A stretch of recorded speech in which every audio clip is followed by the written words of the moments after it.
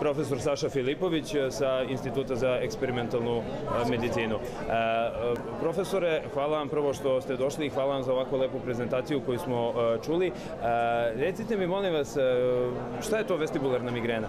Je li to novi neki entitet u medicini, nova dijagnoza se pojavila i kako je vaše iskustvo sa tim pacijentima?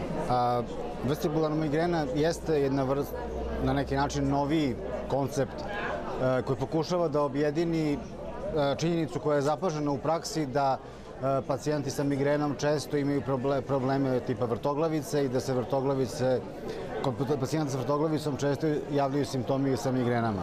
Takođe postoji pacijenti, odnosno ljudi koji imaju napade migrene, odnosno napade vrtoglavica koji imaju karakteristike migrena. Znači, je neki način da da jednu novu definiciju i da objedini sve te dosadašnje prezentacije koje su se teško uklapale u klasične dijagnoze i da na taj način ponudi i bolji tretman i bolje lečenje. Da, mislim, od ranije se zna da postoji povezanost migrena i vrtoglavica. Ovo nam samo lakše pomaže da se odredimo prema tome koji je to vrsta poremećaja kod pacijenta koja dovodi do vrtoglavice.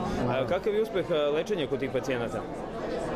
Pa, uspeh je promenljiv, ali se pravilno prepoznati pacijenti uz onda takođe primenjenu terapiju koja je adekvatna, koja je kombinacija antimigrenske i antivertikulozne terapije, zapravo mogu uspešno lečiti u značajnom broju.